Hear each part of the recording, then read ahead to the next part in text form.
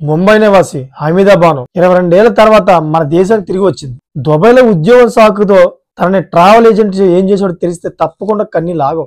2002లో Dubai వంట మనిషి ఉద్యోగం ఇప్పిస్తానని, హమీదా బానును అక్కడికి పంపిస్తానని ఏజెంట్ హామీ ఇచ్చాడు.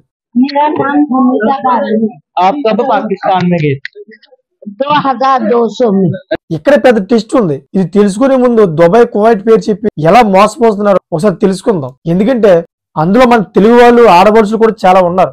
అయితే మన రాష్ట్రంలో చాలా మంది తెలుగు వాళ్ళు కువైట్ సౌదీకి పని చేయడానికి చాలా మంది వెళ్తూ ఉంటారు. మీరు నాతో ఒక 5 మినిట్స్ స్పెండ్ చేయండి, మొత్తం అర్థమయ్యేలాగా పిన్ టు పిన్ చెప్పేస్తా. ఎందుకు ఆలస్యం, ఛానల్ సబ్స్క్రైబ్ చేసుకోండి.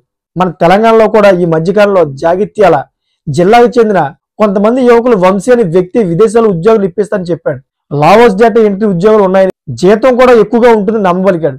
ఇంకేముంది, అది నిజం అనుకున్నారు. ఎందుకంటే నిరుద్యోగం వాళ్ళని అలా నమ్మబలికించింది. ఇది నమ్మిన నలుగురు యువకులు లావోస్ వేరేందుకు సిద్ధమయ్యారు. వీసా కోసం 2 లక్షలు చెల్లించాలని అడిగాడు వంశీ. దీంతో వారంతా వంశీకి 2 లక్షలు ఇచ్చారు. వంశీ వారికి వీసాతో పాటు టికెట్ కూడా ఇచ్చాడు. వారంతా లావోస్ వెళ్లారు. నలుగురు యువకులను లావోస్ కంపెనీలో bit coin sets and promoting కంపెనీలో ఉద్యోగులు చేశారు. అయితే వారు చేసేది డేటా ఎంట్రీ కాదు. తెలుసుకున్న తర్వాత వారంతా కూడా సైబర్ నేరాలని చేయాలని కంపెనీ బాస్ చెప్పడంతో షాక్ అయ్యారు. వీళ్ళే కాదు, చాలా మంది మన తెలుగు వాళ్ళు మోసపోయారు. నేను చెప్పేది ఒకటే, ఇటువంటి వ్యక్తుల దగ్గర చాలా జాగ్రత్తగా ఉండండి. ఇలానే ముంబై నివాసి 22 ఏళ్ల క్రితం ఒక ఏజెంట్ చేతిలో మోసపోయింది. ఆమెకు పెద్దగా చదువు లేకపోవడం, ఎలా భారత్కి వెళ్లాలో తెలియక 22 ఏళ్లు ఉండిపోయింది. అయితే 2002లో దుబాయ్ వంట మనిషి ఉద్యోగం ఇప్పిస్తానని హమీదా బానును అక్కడికి పంపిస్తానని ఏజెంట్ హామీ ఇచ్చాడు. కానీ బదులుగా అతను ఆమెను పాకిస్తాన్ సింధు ప్రావిన్స్ లో హైదరాబాద్ జిల్లా అనే ఒక జిల్లాకి తీసుకెళ్లి వదిలేశాడు. హమీదా బాను 4 పిల్లలకు తల్లి మరియు భర్త మరణం తర్వాత కుటుంబాన్ని పోషించేది. 22 ఏళ్ల పాటు ట్రావెల్ ఏజెంట్ నమ్మి మూల్యం చెల్లించుకోవాల్సి వచ్చింది. 22 ఏళ్ల తర్వాత సోమవారం హమీదా కరాచీ నుంచి విమానంలో వాఘా బోర్డర్ మీదుగా భారత్ తిరిగి వచ్చింది.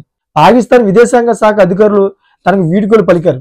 భారతదేశానికి తిరిగి వచ్చిన తర్వాత హమీదా మాట్లాడుతూ తాను తన దేశానికి తిరిగి వస్తానని ఎప్పుడు ఊహించలేదు, కానీ ఈ రోజు దేశానికి తిరిగి రావడం చాలా సంతోషంగా ఉందని చెప్పింది. అయితే హమీదా భారత్ రావడానికి ప్రధాన కారణం ఒక యూట్యూబర్. 2022లో పాకిస్తాన్ యూట్యూబర్ వలీవుల్లా మరూఫ్ హమీదా ఇంటికి వెళ్లారు. అసలు మీది ఏ దేశం, ఇక్కడికి మీరు ఎలా వచ్చారు, హమీదా మొత్తం చెప్పింది.